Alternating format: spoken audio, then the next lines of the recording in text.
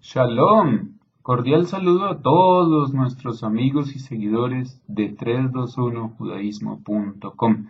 Siguen desde cualquier lugar del mundo, que nos dejan entrar a sus hogares, a sus sitios de trabajo y que nos saludan con mensajes muy agradables.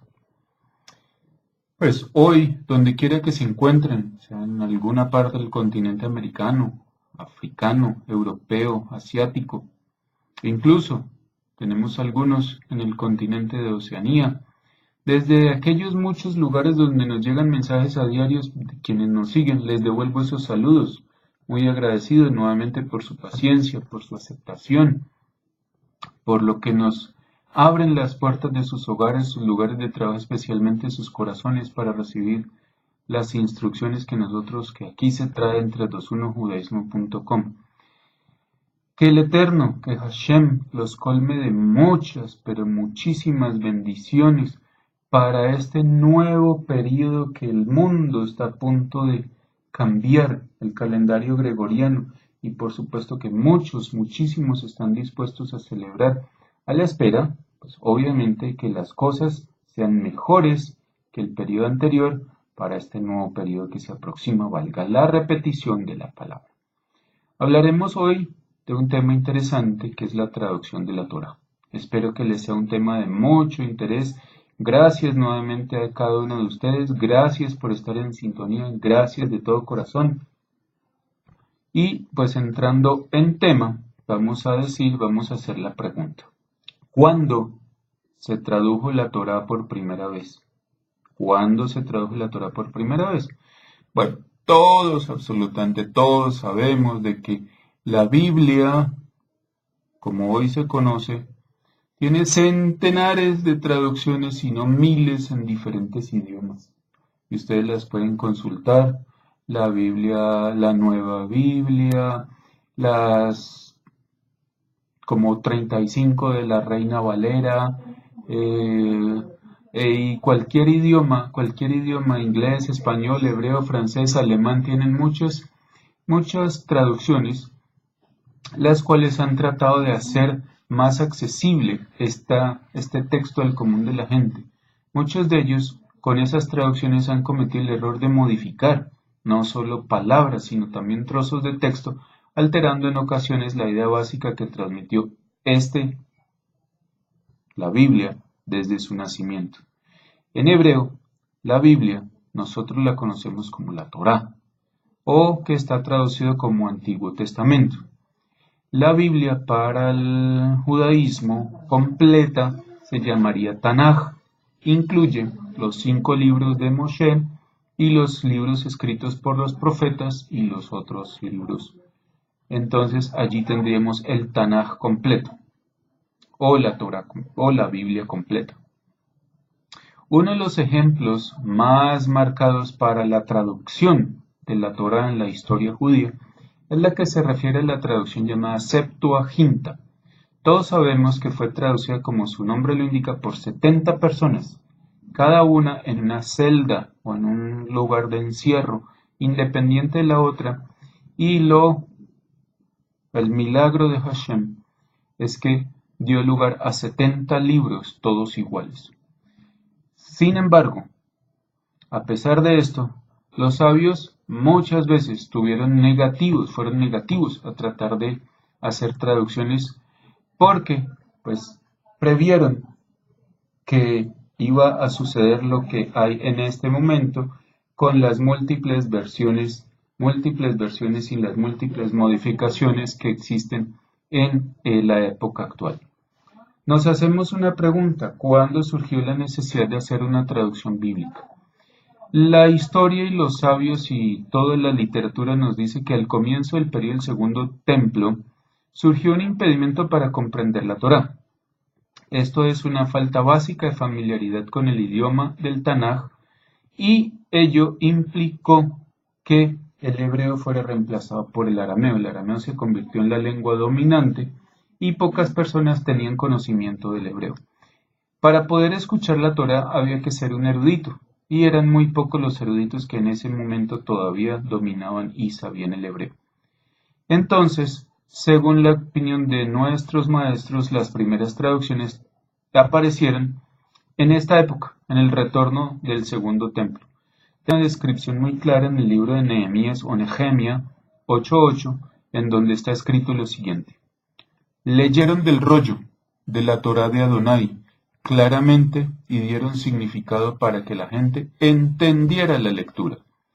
Y entonces de aquí surge una explicación de alguno de nuestros Amoraim, de alguno de nuestros Rishonim, de alguno de los Aharonim, que entre otras dijeron: cuando leyeron la Torá, claramente dice, muy sencillo, ellos leyeron del libro de la Torá de Adonai y claramente es porque claramente lo entendieron. Basándonos en esto, encontramos en la literatura la Megilá, que dice que la traducción aramea de la Torá utilizada en las sinagogas fue compuesta por Onkelos, la traducción de la cual surgen más adelante todas las traducciones que podemos tener en los textos en español, en inglés, en francés, etc. Pero basadas única y exclusivamente, pues voy a mostrar un texto aquí, que este es el libro de Devarim. Así surgió la traducción de Onkelos en arameo para poder que la gente entendiera. Y Onkelos, todos sabemos que era un converso, y las enseñanzas se las dejaron el rabino Eliezer, el rabino Yehoshua. Hay que ser muy claro que este rabino Yehoshua no tiene absolutamente nada que ver con el nombre que se le dé a Jesús a través de las diferentes corrientes mesiánicas, cristianos por Israel, etcétera, como lo quieran llamar, que lo llaman Yeshua, Yahshua, Yehoshua, etcétera, etcétera, etcétera. No tienen nada que ver. La traducción aramea fue compuesta inicialmente por un personaje que se llama Jonathan ben Uziel.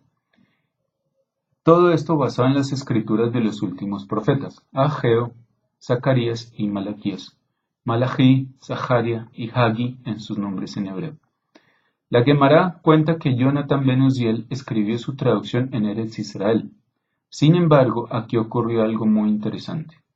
En el momento en que Jonathan ben Uziel estaba haciendo la traducción, hubo un temblor en un área muy grande de 400 parshá por 400 parshá. Un parshá es aproximadamente 4 kilómetros, por consiguiente estaríamos hablando de 1600 kilómetros cuadrados. 1600. En medio de ese temblor, una voz divina emergió y dijo: ¿quién es este que está revelando mis secretos a la humanidad? A lo que Jonathan ben Uziel se puso de pie y dijo: yo soy el que he revelado tus secretos a la humanidad a través de mi traducción. Sin embargo, lo que se le revela es sabido por ti, que no lo hice por mi propio honor, no lo hice por el honor de la casa de mi padre, sino que fue por tu honor que hice esto, para que la discordia no aumentara entre los miembros del pueblo de Israel. En relación a esto tenemos algo que el Rambam escribió, y dice así: desde los días de Esdra, es costumbre que un traductor traduzca para la gente lo que el lector lee en la Torá, para que pueda entender el contenido de las palabras. Esta frase Rambam la encontramos en su libro Ilhot Tefilá. Por lo tanto, podemos señalar que en el periodo de Esdras fue el primer paso para el desarrollo de este tipo de traducciones, especialmente la del arameo, que la hacía mucho más fácil de entender para todos los que no dominaban el idioma hebreo. Más tarde, aparentemente en la era de la Mishnah, las traducciones del Tanaj se convirtieron en un fenómeno aceptado en todas las comunidades judías de aquel mundo conocido. La Mishnah confirma al enumerar las pautas de traducción simultánea de la Torá con un texto que encontramos en la Megilá que dice: uno que lee la Torá no debe leer para el traductor más de un verso, pero en los profetas 3. La literatura entonces nos revela que los sabios consideraron muy oportuno elegir una versión para evitar así el fenómeno que ya expliqué en un principio, de variedades en cualquier idioma, es decir, un do-it-yourself, un hágalo usted mismo, que cada uno bajo su propio riesgo, bajo su propia responsabilidad, bajo su propio criterio podía traducir. Entonces, las traducciones arameas concordaban con el punto de vista de los sabios, tanto en la fidelidad del texto como en la exclusión de adiciones. Y esta, como ya habíamos dicho, fue realizada por Onkelos, quien ocupó un puesto distinguido como traductor oficial de la Torá. Pero, dijimos, que pasó un fenómeno muy interesante en Israel, donde Jonathan Ben Uziel hizo esta traducción. Entonces, pues nos preguntamos por qué esta no fue aceptada. Porque el Eterno le dijo, la misma voz divina le dijo, es suficiente para ti que hayas traducido a los profetas. ¿Cuál es la razón? Pues resulta que si revelas todo, revelas hasta el fin, llegará el Mesías, llegará el Mashiach. Y el Mashiach tiene un momento específico para revelarse a todos. Entonces, por eso no se tradujo, no se aceptó esta traducción de Jonathan Ben Uziel. ¿Quién fue Onkelos? Pues Onkelos fue un converso que se adaptó muy bien al pueblo de Israel y llegó a tal grado que, como les dije, pudo ser el traductor oficial de este texto, de este documento. Valga la comparación, Ruth, la abuela, bisabuela del rey David, fue otra conversa, y gracias a su kavaná, a su intención, a su corazón, a la disposición de su corazón, logró esa capacidad de poder llegar a ser a delinear quién iba a ser el rey David, y de allí para adelante la línea de donde vendrá el Mashiach ben David como lo conocemos. Entonces, Onkelos, pues obviamente como se encuentra en la literatura, recibió la autorización o recibió el Targum de la Torá de manos del Rabbi Eliezer y el Rabbi Yoshua, lo que ya había dicho. Pero es difícil concluir de que Onkelos haya vivido en esta. Sin embargo, la literatura trata de ubicarlo en esa época para poder que se tenga de aprobación.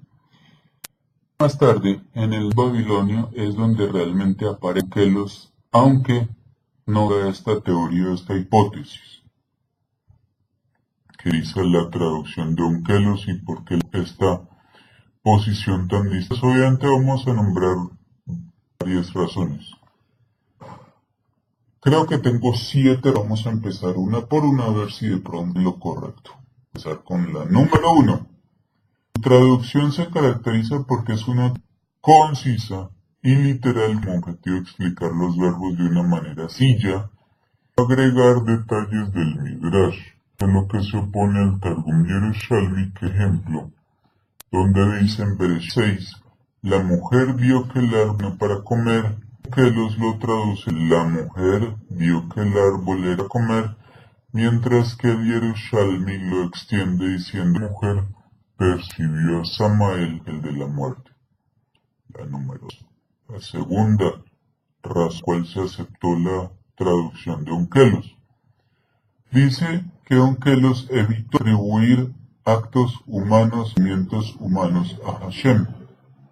Muchos ejemplos hay aquí. Comencemos solamente desde Bereshit, en el libro de Bereshit. Dice que Noah ingresó al arca. En ese momento, el arca dice, y el Señor se cerró. Onkelos traduce esto, Dios lo protegió con su palabra, enfatizando Hashem a Noah con su. Onkelos utiliza un muy claro para refutar una posible situación de que Hashem se puerta con su propia mano. Y en otro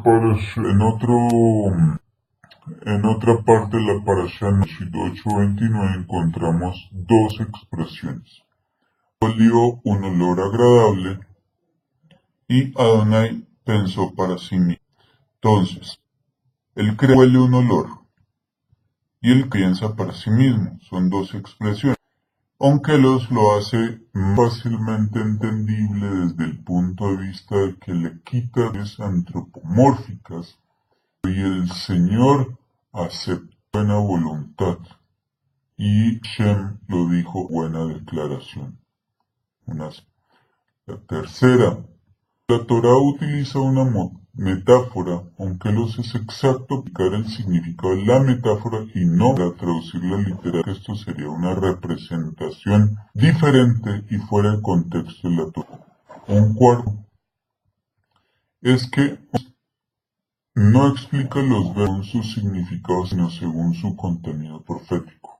La quinta razón es que condicionan que los evita intenta, al menos, errores que puedan llevar a profanación del nombre del Todopoderoso. ¿Esto por qué? Porque la Torá se utiliza una palabra idéntica para grado y algo profano. Por ejemplo, el término mismo se utiliza tanto para un altar dedicado a Hashem como para designado al culto pagano, aunque los traduce de una forma diferente. Traduce el altar para Hashem como un Madbejá, deja casi que a un lado el Mizbeach para Hashem, o le agrega la palabra Ágora para los altares paganos. ¿Dónde vemos esto? En Shemot 34:13, donde está escrito, para que derriben sus... Allí, aunque los aplica el Ágora pagana. Incluso, la palabra Elohim es una palabra muy en el Tanaj, es a veces un nombre y a veces un término para deidades paganas. En este caso, aunque los utiliza el Dajalá, que quiere decir o que se relaciona con objetos inherentes impotentes que son nacidos de poderes por acusadora. Entonces, como interpreta lo que está escrito 20:19, donde dice, o dioses de plata, dice, Dajalán Lata o Dajalei Zaaf, Dajalei Kesef.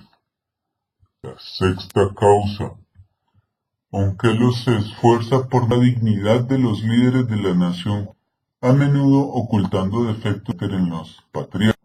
Cuando la Torá de un acto utilizando una connotación extremadamente negativa, entonces aunque los transmuta la negativa a una palabra neutral. Por ejemplo, en la historia del robo de las de Jacob, Yitzhak le da, pues Yitzhak e Isaac, que todos conocemos, vino Isaac a robar las bendiciones. ¿Qué dice Onkelos? La primera palabra dice, tu hermano vino con tomó tu bendición, 27:35. Onkelos, en la traducción al arameo, dice, tu hermano vino con inteligencia, recibió tu bendición. En consecuencia, un estado a entender de que ya no es un ladrón, sino un hombre inteligente. Séptima, 7. La versión del Targum, la versión sigue patrones de la Torá oral y no está de acuerdo significado un verso. Por ejemplo, Bereshit 9:6, quien derrame la sangre de una persona su sangre es mala, estableciendo aquí la muerte para el homicidio, un aspecto de lo que llamaríamos ojo diente por diente. Aunque los traduce este verso de la siguiente manera, alguien que derrama la sangre de una con testigos y con los jueces su sangre será derramada. En otras palabras, la muerte, estipulada en el texto, requiere de un testigo. Todos sabemos que son dos, pues hablamos en término figurado un testigo presencial veredicto judicial. Otro ejemplo, dice, no cocines a un cabrito con la leche de su madre, en Shemot 19, aunque los trata de decir, comas carne con leche. Mucho más fácil y entendible, para evitar, dice, lo que todos conocemos, la otra explicación de llenar un cabrito, un sacrificio, es obviamente un sacrificio. Con la leche la madre, pues, obviamente, pues se mezclan un punto donde hay un sufrimiento y una delicia. La leche, sacar, ordeñarla, produce un beneficio. Comer el cabrito, comer el producto de ese animal con la leche es una acción. Y aquí simplemente nos lo dice, no comas cacho. Bueno, aunque los recibes ese honor, mantener durante un milenio su lugar de honor como autorizada. Y en cada publica la Torá con comentarios el Targum ha mantenido su lugar de todo el mundo judío en el estudio semanal de este y el estudio de este es una obligación elágica. Hemos podido revisar entonces que las que fueron elegidas tuvieran exactitud y precisión. Exactitud y precisión son motivos pedagógicos, teológicos. Por lo tanto, es una obligación el Targum. Rabbi Huna ben Yehuda, uno de los gabios, dijo: una persona debe completar sus porciones con la congregación, 2 veces de escritura y una vez del Targum. El Targum nos está refiriendo la traducción de Onkelos. Si completa sus porciones junto con la congregación, sus días y se prolongarán. Intentemos resumir que la traducción oficial y aceptada de la Torá, de donde salieron todos otros textos, por ejemplo, otro texto, donde salieron todos los otros textos, se van a basar siempre en la traducción que los realiza en el siglo IV de la era, aunque existen los estudios complementarios libros.